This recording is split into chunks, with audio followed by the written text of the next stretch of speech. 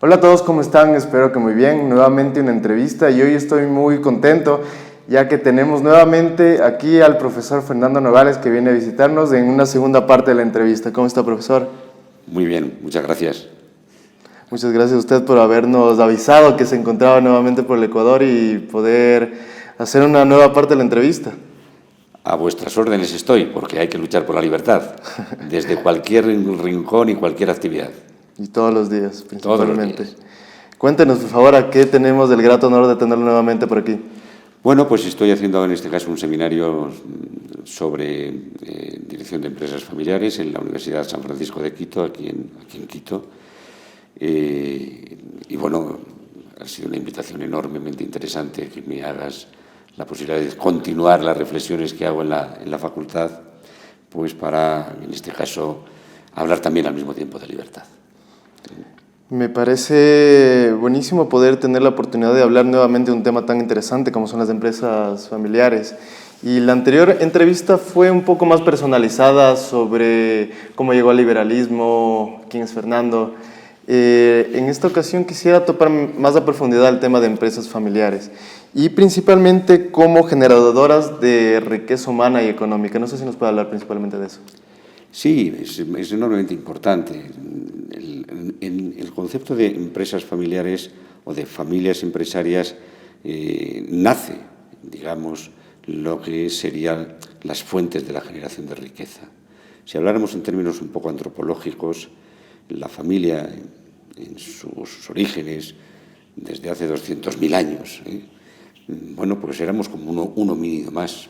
Pero algo sucedió en el proceso evolutivo allá por hace unos 20.000 años aproximadamente, según las últimas investigaciones antropológicas, de que los homínidos, por decirlo así, empezamos a dejar de ser humanos, a dejar de ser homínidos, los humanos, y empezamos a hacer cosas que, como consecuencia de esas cosas, a lo largo de los últimos milenios, pues tenemos la sociedad que tenemos, la economía que tenemos y el desarrollo que tenemos. Por ejemplo, en un momento determinado, pues bueno, los homínidos seguían pues alimentándose de lo que daba la naturaleza de manera silvestre, ¿no? Pero un buen día empezaron los humanos a producir esos alimentos y empezaron durante generaciones a recoger semillas cada vez de una mejor especie, a plantarlas, trasplantar algunas plantas y en ese concepto de supervivencia, de con recursos escasos tener que dar respuesta a necesidades, digamos, vitales, básicas, empieza a surgir algo enormemente importante, el concepto de producción humana. Es decir, nace la empresa. La familia es la generadora de la empresa. Si no hubiera habido familias, posiblemente no tendríamos empresas. No solo porque esas producciones que empezaron a hacer, fueran tomates o fueran lechugas, o los alimentos que quisieran, ¿no? Con ello nace una institución importantísima, además de la empresa. Nace la propiedad privada. Porque esas plantas que plantaban eran propias.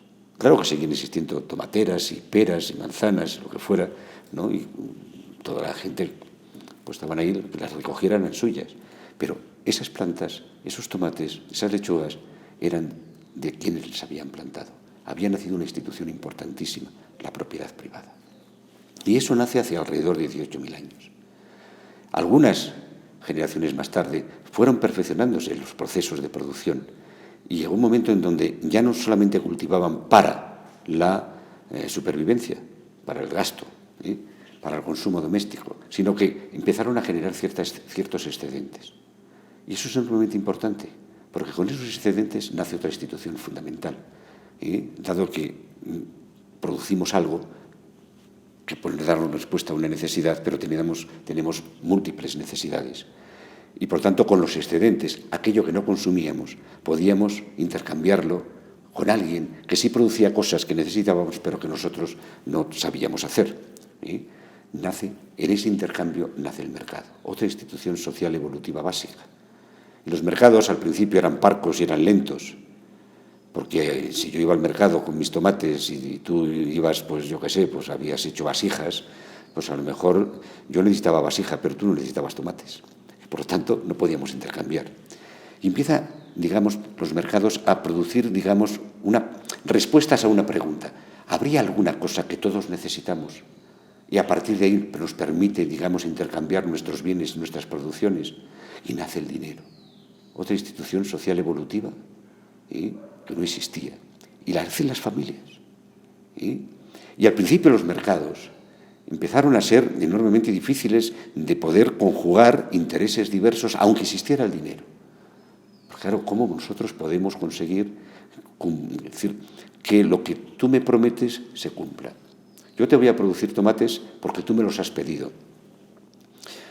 Ya, pero después a lo mejor, cuando los tomates estén ya en su momento de poder consumir, tú me puedes decir, mira, yo ahora no los necesito. Entonces empieza a crearse aquello que llamamos las normas. Nace la ley. Empiezan los acuerdos, empiezan los contratos. Es la ley. Fíjate que desde aquello, digamos, esa primera institución de supervivencia que es la empresa para producir bienes que necesitamos, de ahí viene después, ¿no?, la propiedad privada, vienen los mercados, de ahí viene el dinero, de ahí viene la ley. ¿Cómo se conseguían los contratos entre la Mesopotamia de hace 6.000, 7.000, 8.000 años y el otro lado del planeta con la civilización china?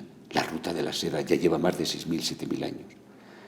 Y sabíamos que se cumplían los acuerdos. Nacen los órdenes espontáneos, nace la ley, nace el comercio y se genera cada vez más riqueza, más excedentes. Con ello nacen las civilizaciones. Eso es, si no hubieran existido las familias empresarias, no estaríamos aquí. Pero no solo las familias han sido, digamos, generadoras de riqueza económica, también humana. Las familias eran, digamos, el entorno de supervivencia para las personas que tenían necesidades de cuidados, los niños, los ancianos. Y las familias nace el lenguaje, y con ella nace la educación. Otras dos instituciones sociales evolutivas básicas. Todas las entidades vivas aprenden y enseñan, pero solo, ¿no?, la humana educa. Esto es importantísimo. La familia era la primera educadora, la primera escuela. Durante milenios ha sido la única escuela, además. Y ahora el Estado nos está queriendo quitar todo eso. De hecho, en toda Europa está permitida en algunos, pero en algunos casos perseguida la educación en casa. Los padres ya no pintamos nada. Bueno, ya de hecho, ya el socialismo, eso que llamamos la socialdemocracia europea, ya claramente el tema de paternidad, maternidad está, ¿no?, completamente abolido. Con las leyes. La paternidad y la maternidad no existe. Existen reproductores A y B, ¿no? Bueno, ya la educación, este gobierno que vamos a tener ahora, bueno, que ya tenemos, ¿no?, desgraciadamente totalitario, que es el PSOE con Podemos, indudablemente, ¿no?, ya va a imponer la educación desde 0 años. Con lo cual, digamos, la educación será puro adoctrinamiento en función de los intereses y objetivos del Estado. Y hay que decirlo, la educación colectivista y la educación estatal pues crea identidades colectivas. Las identidades humanas e individuales las crean las familias. Si quitamos a las familias, dejaremos de tener identidades personales. Solamente serán colectivas. Fijaros la importancia que tiene cuando hablamos de la familia empresaria como institución generadora de riqueza y de generadora humana y de generación de riqueza humana. Esto es enormemente importante. Totalmente. Y se tiene ese mal concepto en el imaginario colectivo de que el liberalismo es netamente atomista. Es todo lo contrario. No existe liberalismo, no existe sociedad sin cooperación entre los actores sociales. Y vemos que el principal punto referente es la empresarialidad, la empresa y el empresario. ¿Cuál es el rol cuál es el rol del empresario dentro de lo que puede ser el sistema social?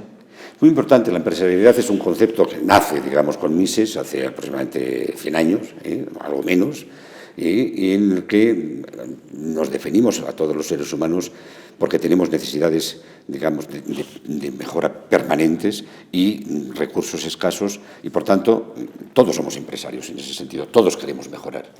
Y como para conseguir mejoras no las podemos hacer, algunas veces sí, algunas horas, desde el esfuerzo personal y exclusivo. La mayor parte de las necesidades que tenemos tiene que hacerse a través de la cooperación, de los órdenes espontáneos. Y en ese sentido es enormemente importante porque el mercado nace como una cuestión, ¿no?, y la empresa nace como una cuestión de acoplamiento de intereses complementarios para conseguir, digamos, objetivos que nos dan respuesta a nuestras necesidades individuales. Si no tuviéramos esa cooperación grupal, no podríamos tener dado respuesta. De ahí nace, ¿no?, lo que sería la distribución y diferenciación del trabajo, ¿no?, quizá la especialización. ¿Por qué? Porque hacemos cada uno cosas que necesitamos otros y nos ganamos la vida a través de esa especialización. En ese sentido es enormemente importante el concepto de empresarialidad.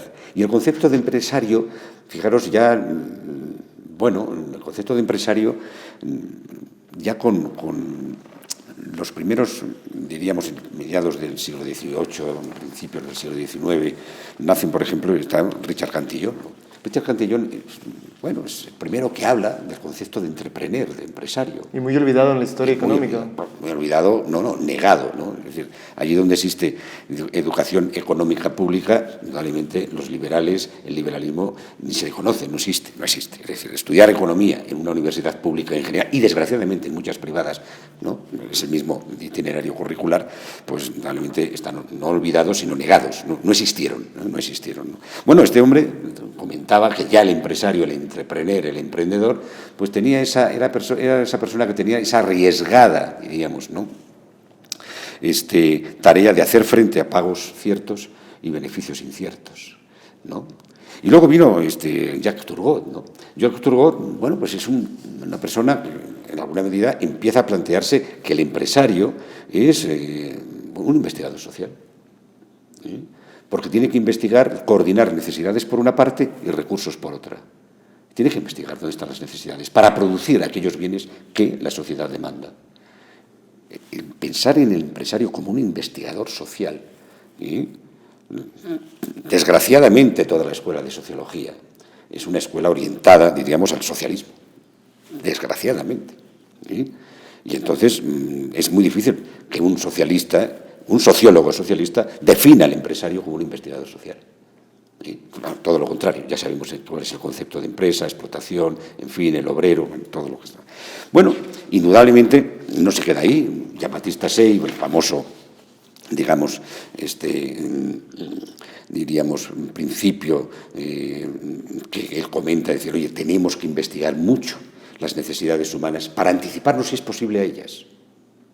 Luego ya viene la escuela austríaca, ¿sí? Ya viene Karl Menger, ya viene Mises, ya viene Hayek, ya viene Schumpeter, ya viene Kirchner, diciendo que, cuidado, el empresario es el gran dinamizador de la riqueza de las naciones. El concepto socialista, ¿no?, de economía en equilibrio, ya Schumpeter, que no es que sea eminentemente austríaco, pero indudablemente es enormemente interesante lo que propone, no, es decir, es un rupturista creativo permanentemente en acción, está alerta de las nuevas necesidades y bueno, y permanentemente está cambiando. Cuando hay, digamos, un modelo de producción que puede estabilizarse, de repente viene otra cosa. Es decir, yo conocí la máquina de escribir pues manual, después vino la eléctrica, después vinieron las computadoras, después vinieron ya los ordenadores portátiles y ahora pues tenemos, bueno, pues un móvil, ¿no?, un celular, y ahí lo hacemos todo. ¿Y qué vendrá mañana? No lo sabemos, pero no puede haber, digamos, una economía en equilibrio. Es, diríamos, no ya inconsistente con el capitalismo, sino con la propia creatividad humana. Todo lo contrario que el socialismo, que no progresemos. No existe la progresía. Bueno, eso es un concepto que indudablemente es muy demagógico. El progreso es avance, todo lo demás no es progreso. Y eso es enormemente interesante. Y las empresas familiares, lógicamente, trabajan con un concepto de empresa, de empresario y de empresarialidad, que además lo hace desde el concepto de la economía real, el ahorro, el esfuerzo, el largo plazo, que no tiene nada que ver con los modelos, digamos, económicos keynesianos, todo lo contrario. ¿Y de qué forma sería el gobierno de las empresas? Porque me imagino que debe haber una estructura previa de orden jerárquico dentro de una empresa para que ésta pueda funcionar? ¿O funciona más o menos como el modelo Google, que vemos que es más descentralizado? ¿Cuál es la función del orden dentro de la empresa? Claro, mira, esta es otra cuestión muy importante. Es decir, el empresario familiar es una jerarquía muy, diríamos, personalista y al mismo tiempo muy cooperadora. Es decir, yo cuando hice un trabajo de investigación, ya estoy hablando de unos 15 años, en el ámbito de la sociología del trabajo, ya definía en aquel momento, ¿no?, intentaba diferenciar pues, entre lo que es un perfil de puesto, de lo que es un perfil profesional para ese puesto, de lo que es el perfil de la persona. El empresario familiar funciona con el perfil de la persona. Claro que hay determinados puestos en cada momento de la historia del crecimiento de la empresa que van cambiando, y para esos determinados puestos que van cambiando se necesita un perfil profesional determinado. Pero el empresario familiar entiende que el perfil personal se puede adecuar y adaptar en función de las siguientes demandas tecnológicas, demandas, digamos, de los mercados, ¿no? Es decir, la obsolescencia existe porque pensamos en términos, diríamos, negativos. Es decir, esta persona se le enseña para esto y solamente va a saber hacer esto. Sillas, mesas, ordenadores, lo que sea. Desde el punto de vista de un empresario familiar, yo tengo a mi familia, tengo a mis empleados y tiene una serie de talentos y ahora utilizan unos, mañana utilizarán otros. Hablar de órdenes jerárquicos en la empresa familiar es casi, diríamos, contradictorio con el propio concepto de empresa familiar. Porque ya desde la primera generación, la familia hace de todo. Ahora estoy en finanzas, ahora estoy atendiendo a un cliente, ahora estoy en un banco con un proveedor. Estoy trabajando, digamos, distintos perfiles profesionales en función de la dinámica. Es aquello que diríamos un poco en plan popular, la filosofía de los tres mosqueteros, todos para uno y uno para todos. Es decir, todos hacemos de todo, porque todos tenemos potencialidades para eso. ¿Eso qué quiere decir? Que no tiene que existir un cierto, diríamos, orden, ¿no?, de proceso a la hora de la llevanza de la empresa, sí, pero desde la cooperación individual y desde... Es decir, el talento en la empresa nunca sale desde el punto de vista jerárquico. El talento solamente se dinamiza internamente, no porque me lo imponen. Yo ahora tengo que hacer esto porque me lo imponen. No, lo que yo sé hacer, sé las necesidades de la empresa, tengo los talentos y las competencias que tengo y también sé las que me complementan del resto de las personas. Déjame que yo ordene mi vida profesional. Eso lo saben hacer muy bien las empresas familiares, sobre todo en primera generación. Primera generación, el fundador y toda la familia hace de todo. En la medida que va creciendo se va estructurando, digamos, pero de una manera muy flexible. Diferenciar, por tanto, los órdenes jerárquicos de los órdenes espontáneos es fundamental. Es lo que diría Bauman, en alguna medida, el tema de los trabajos líquidos, ¿no? Es decir, un trabajador de la época industrial es un trabajador, diríamos, ¿no?, totalmente rígido. Un trabajador de la época postindustrial, y esto se ha hecho en una generación, de mediados de los 80 hasta ahora, es decir, los que empezó a trabajar en los 80 con 20 y tantos años, ahora se está jubilando, ¿no? Bueno, pues una generación. Se ha hecho este cambio. Hoy el trabajo es teletrabajo. Hoy es un poco, diríamos, el líquido se adecua a una jarra, se adecua a una botella, agarra la forma que en cada momento se necesita. Esa capacidad, movilidad de concepto de trabajo, de concepto de perfil profesional, de concepto de persona, diríamos, con sus talentos, de adecuarse libremente a toda la serie de variables que se están haciendo, tecnológicas, de mercado, de cooperación, es importantísimo. Y en esto todavía tienen que aprender mucho las direcciones de recursos humanos. A mí me hace mucha gracia cuando se habla en términos rígidos de cosas que son casi imposibles de poder coordinar. No, es que necesitamos políticas de coordinación trabajo-familia. Porque nosotros queremos ser una empresa familiarmente responsable, tener el sello de empresa familiarmente responsable. Deje usted que se dirijan las personas, déjelo usted. No tiene que entrar la gente a las 8 y salir a las 4 o al revés. Que hagan sus horarios. La mayor parte de los trabajos ya se pueden hacer desde casa. a través de los ordenadores. Hay trabajos de 8 por 5, 5 por 8, 40 horas. Bien, pero ese es el clásico de la época industrial. Uno puede hacer 12 por 3, que son las mismas horas en 3 días seguidos y dejar el resto si quiero estudiar o lo que sea. Si tengo familia puedo hacer la mitad de la jornada de trabajo en la empresa y la otra mitad la puedo hacer desde casa.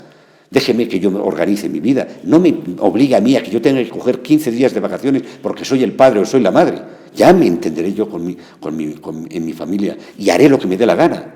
Pero el Estado siempre imponiendo, siempre de manera autoritaria, siempre de manera incluso totalitaria. Desgraciadamente, muchas empresas, y digo empresarios, ¿no?, están en alguna medida tan adoctrinados, porque desde la universidad han aprendido, ¿no?, el gran problema que tenemos, el reto más importante que tenemos en este momento, con respecto al capitalismo y en defensa del capitalismo, con respecto al ataque del socialismo, es que desde la caída del muro de Berlín, que ahora hemos cumplido 30 años de la caída del muro de Berlín, es que hasta ese momento la guerra del socialismo era contra el capitalismo. A partir de ese momento, la guerra del socialismo se hace a través del capitalismo. Es decir, a mí me cuesta mucho trabajo entender que haya empresarios socialistas a la búsqueda de subvenciones. Usted, por favor, ahorre usted, genere capital, inviértalo en función de la demanda que usted cree que tiene el mercado y inténtale adelantarse a la competencia, hacerlo mejor que la competencia con menos costes. Y tenga usted un material, un capital humano, con la capacidad de automotivarse, de emerger sus talentos y adaptarse de manera líquida en función de las distintas demandas que cada momento pueda tener con respecto a la competencia y con respecto a los mercados. Yo el problema ahí principalmente lo veo en el sentido de que se relajaron mucho las defensas. Al creer esta idea de que murieron las ideologías, que el capitalismo había ganado y el fin de la historia.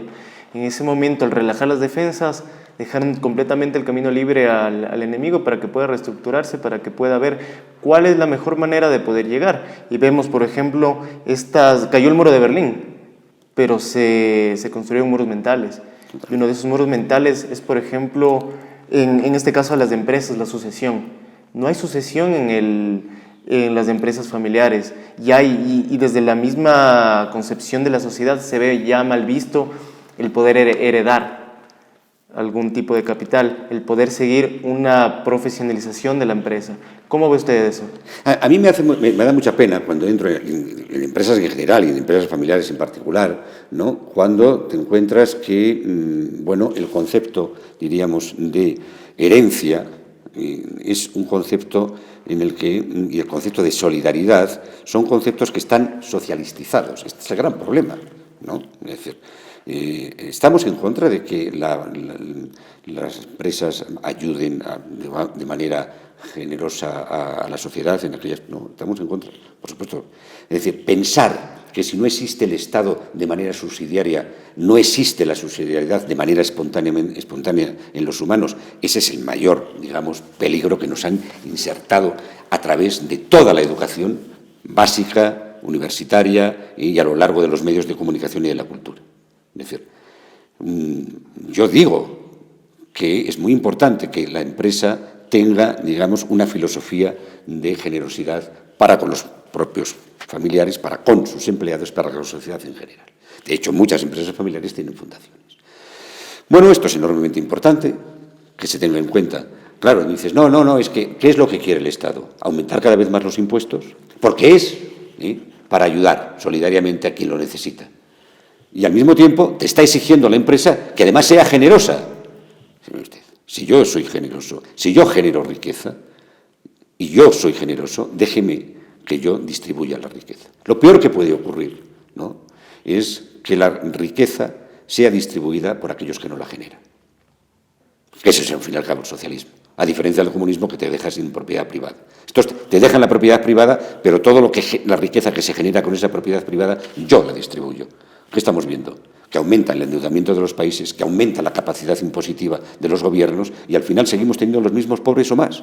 ¿Por qué? Porque la distribución de la riqueza desde el punto de vista del poder político, de las oligarquías de los partidos políticos, que no representan jamás a los ciudadanos, ¿no?, es para sus objetivos políticos. Para nada es para la sociedad, y menos la sociedad civil. ¿no? Esto es enormemente importante, que nosotros, por eso cuando hablamos de empresas y hablamos de empresas familiares, la sucesión de las empresas familiares tiene que ser una sucesión también desde estos valores. No necesitamos a ningún Estado para la solidaridad, a ninguno. Y todos tenemos además ganas de ayudar dentro de nuestras posibilidades, pero ayudar también dentro de nuestras concepciones.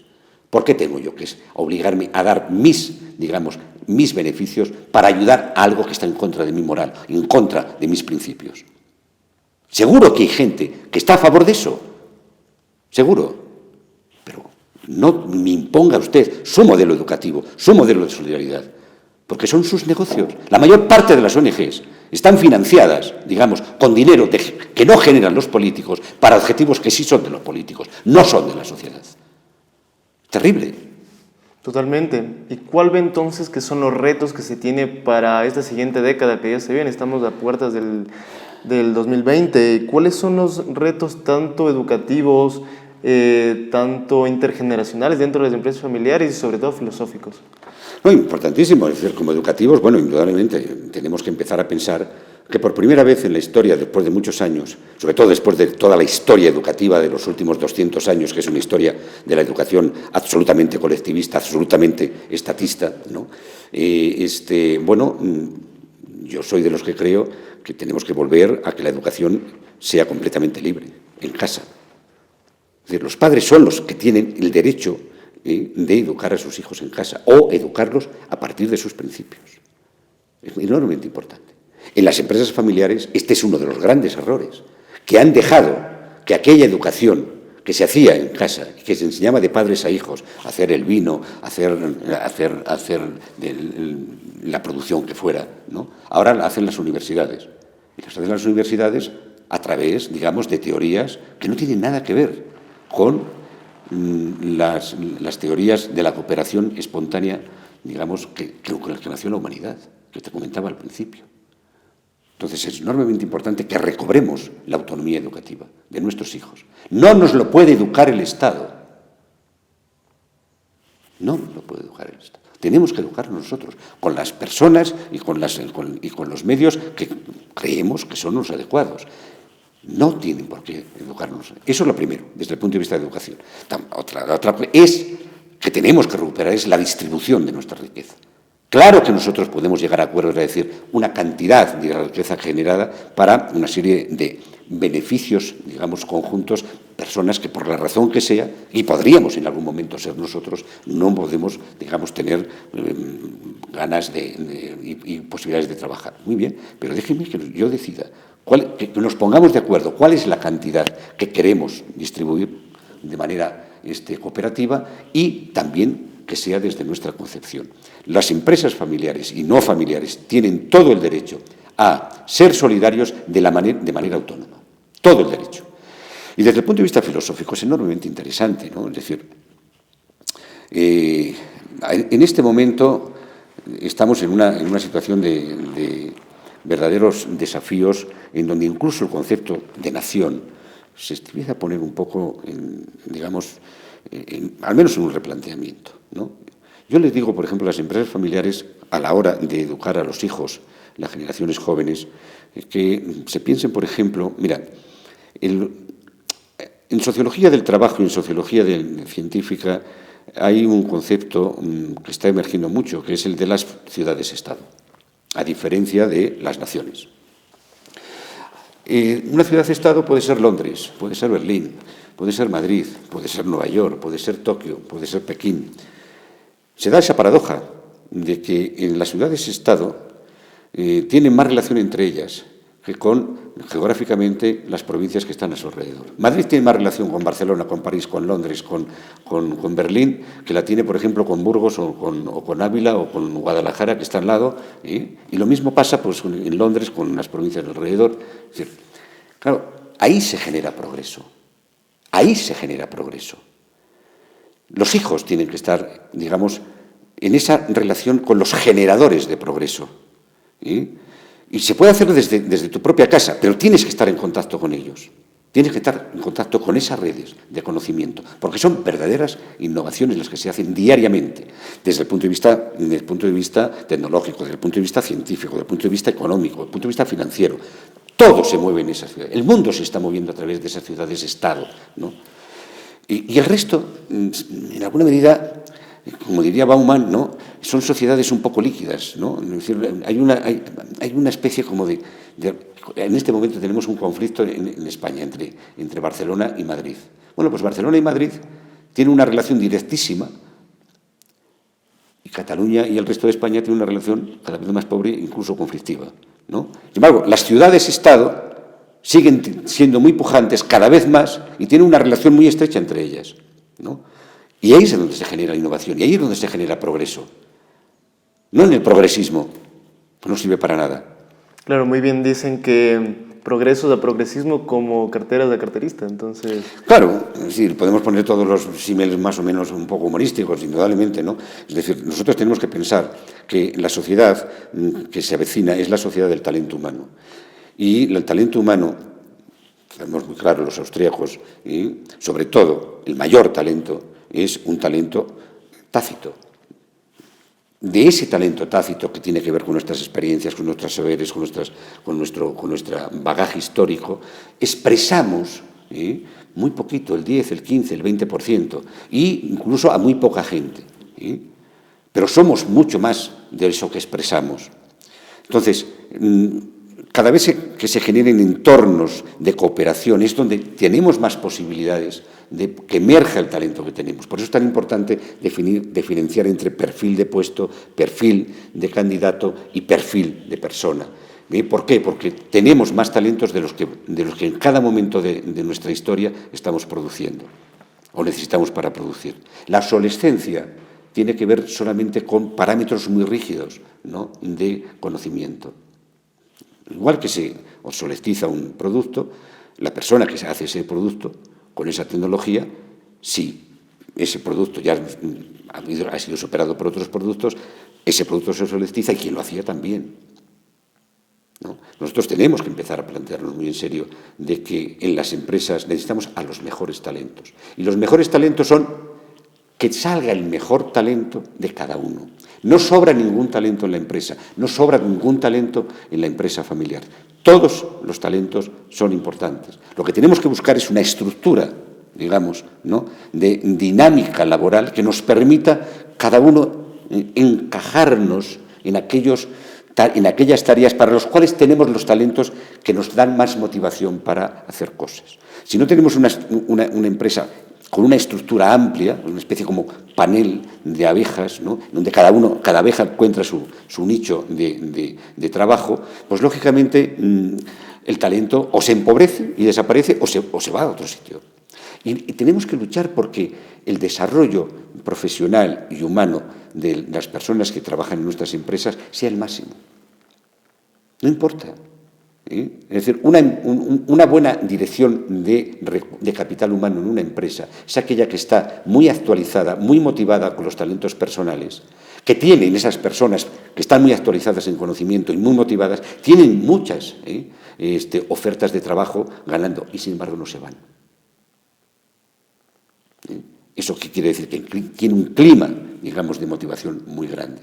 Eso es lo que se entiende en sociología del trabajo los equipos insertados. Un equipo insertado, a diferencia de un grupo de trabajo, de un departamento, podríamos poner el ejemplo de un equipo de cirugía. Un equipo de cirugía insertado cuesta 20 años.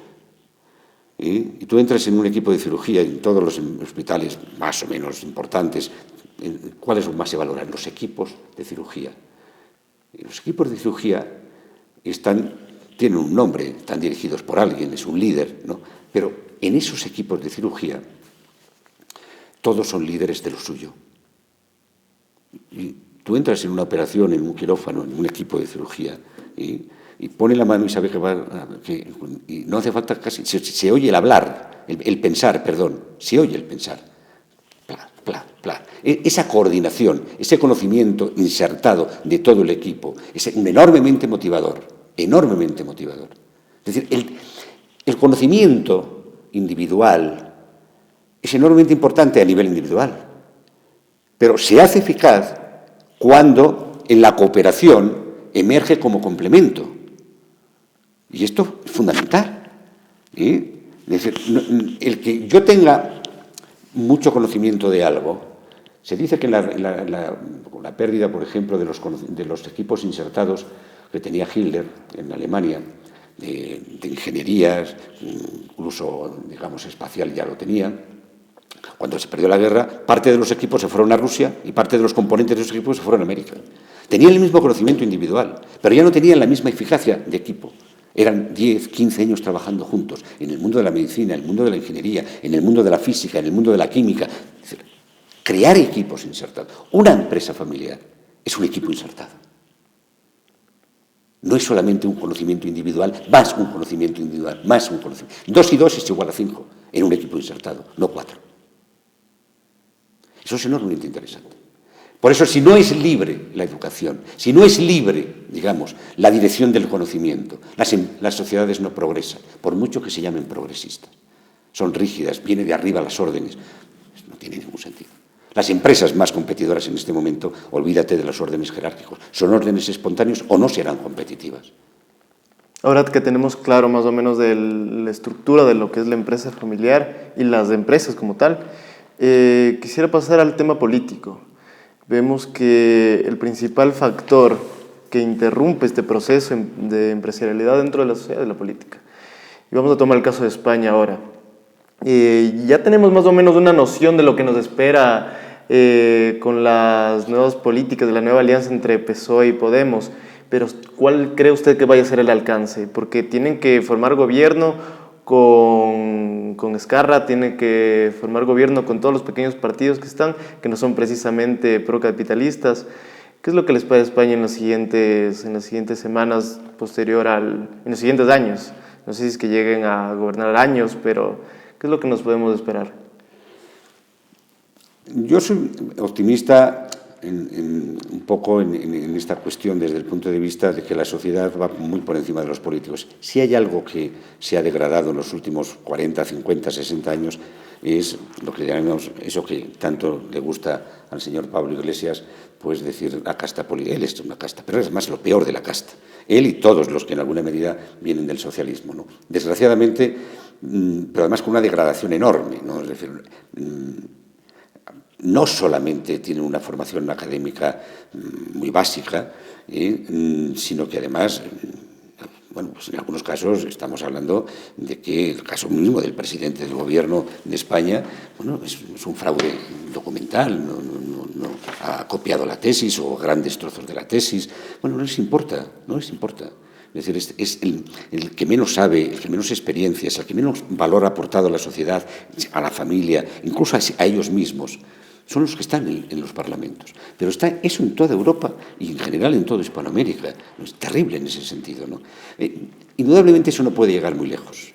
Ahora, vamos a tener una temporada en donde va a ser verdaderamente desastroso, políticamente, socialmente, económicamente, en todo Occidente, porque este es un problema de todo Occidente. No es un problema de un país. Es verdad que el mismo efecto negativo, digamos, la misma política negativa no tiene los mismos efectos, yo que sé, en Alemania que puede tener en Ecuador, por razones obvias. Tendremos esa política perversa en un lado y en otro, ya, pero las consecuencias no son las mismas porque tenemos distintos niveles de desarrollo. Y indudablemente yo creo que, en ese sentido, me ilusiona. Es decir, la sociedad, en este caso española, es una sociedad que ha estado, digamos, es mortecina porque el propio político dice que la sociedad no se mueva, ya nos movemos nosotros, ya dirigimos nosotros la sociedad. Y eso está haciendo despertar a mucha gente, ¿no? La fragmentación, digamos, de Podemos, sabemos de dónde viene, desgraciadamente viene de Cuba, desgraciadamente viene de Venezuela, se ha extendido, digamos, a toda Hispanoamérica y ahora se ha extendido a España.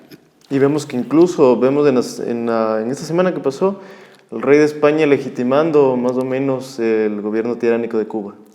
Bueno, ha sido muy sucio, ¿no? Indudablemente la monarquía, yo creo que históricamente hablando, en el caso de España, pues tiene un papel importantísimo, lo ha tenido siempre, pero en este caso, pues a mí me parece que el presidente del Gobierno ha jugado muy sucio con el papel de la monarquía, y yo creo que lo pagará muy caro. Desgraciadamente también la monarquía, pero sobre todo la va a pagar muy caro el PSOE. Es decir, no se puede hacer, digamos, esta jugada tan sucia, ¿no?, como la ha hecho con el rey Felipe VI. No se puede hacer eso, verdaderamente da vergüenza ajena. Seas monárquico o no seas monárquico, seas más de derechas o más de izquierdas, yo he hablado con algunos socialistas, bueno, ya de mi edad y tal, y les da vergüenza. Es decir, prefieren callarse en el sentido de, pero les da vergüenza. Y yo creo que va a haber una implosión en el PSOE no tardando. Es decir, la vieja guardia, ¿no?, aquello de Felipe González, un poco esa generación está a punto de estallar, y si no ha estallado ya, ¿no? Y, por otra parte, esta nueva guardia es, vuelvo a repetir, la más inculta, la que menos, digamos, es decir, son funcionarios desde el nacimiento, ¿no? Es decir, el gran problema de las empresas familiares, por ejemplo, y de la educación en general, es que los grandes capitalistas, los grandes empresarios, han dejado que a los hijos les eduquen en el socialismo. Y eso es terrible, porque eso para la sucesión es terrible. Yo he conocido empresas familiares, mezclo las cosas, en el que el padre pues tenía una formación incluso básica, no había hecho nunca una carrera universitaria, no era economista, no era abogado, pero había hecho una empresa partiendo de cero en los años 50, posguerra española. Y bueno, pues viene el hijo en los años 70, en los años 80, en los años 90, con su máster en economía, su MBA, su licenciatura en Derecho, y lo primero que dice: papá, tenemos que empezar a cambiar la tecnología, tenemos que comprar más camiones, tenemos que ser... Dice, bueno, todo eso lo he hecho yo con el ahorro, tú lo quieres hacer con el endeudamiento. Y se ha endeudado.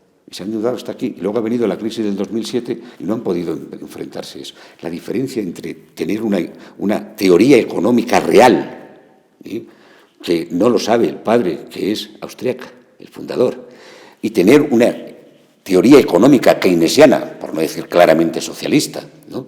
Bueno, ahí vemos después los resultados. ¿Qué pasa en factura? Una empresa que llevaba 60 años existiendo, que partió de cero y que tenía 60, 50, 100, 200 trabajadores, que en cuestión de 3, 4 años, que viene la crisis de 2007 a 2012, entra en quiebra, porque no podía pagar las deudas. ¿Y por qué se metió en ese nivel de endeudamiento? Bueno, es decir, por eso yo siempre le digo a las familias empresarias: mire usted, si las empresas no familiares, ya en los años 80, empezaron a crear sus propios departamentos de formación, que luego, con los años, ya en los años 90, se empiezan a convertir en las grandes corporaciones en universidades corporativas. Si lo hicieron es porque no confiaban que las universidades, y digo las universidades, ya no les daban el perfil de persona preparada que necesitaban las empresas. Tenían que formarlos ellos. Ya el título no dejaba de, digamos, de ser algo obsoleto, el conocimiento que les recibían. Lo mismo tenemos que hacer las empresas familiares. Tenemos que empezar desde la base, a decir, toda persona de la familia va a heredar en mayor o menor proporción esta empresa y tenemos que educarle nosotros. Que luego además vaya lógicamente a la academia o vaya a la universidad y tal, sí, pero nosotros, además, como hacen las empresas no familiares, forman a sus empleados, aparte de que vengan con una licenciatura o dos, o un máster o dos, o un doctorado o dos. El conocimiento que le han enseñado allí, desgraciadamente, con lo que nosotros necesitamos y lo que se avecina, hay ahí un gap que tenemos que enseñarles. Bueno, pues las empresas familiares tienen que empezar a crear sus propias escuelas de formación interna para los familiares y, por supuesto, para todo el resto de los empleados. Vemos que la primera lucha por conseguir la libertad está dentro de casa, principalmente. Bueno, para ir terminando, quisiera hacerle una pregunta, más que una pregunta, de una recomendación que le implementé más o menos desde la entrevista número 7, usted estuvo en la 4, fue de los primeros que inauguró las entrevistas. Es una recomendación sobre alguien, ya sea que se pueda entrevistar, que lo pueda entrevistar, o que simplemente cree usted que su opinión, tenga algo que transmitir a la gente que nos está escuchando y que tranquilamente puede buscarlo por internet, ver sus charlas, que cree que tiene algo que aportar en esta red de comunicación de las ideas de la libertad. Bueno, a mí me parece que los desafíos, es decir, el socialismo es un cáncer del pensamiento libre, ¿no? Yo creo que del pensamiento humano, ¿no? Tiene 1000 caretas, ¿no? Las caretas del socialismo en este momento, en todo Occidente, y digo en todo Occidente, es el feminismo, es el ecologismo, es el LGTBI, es la globalización, es el cambio climático.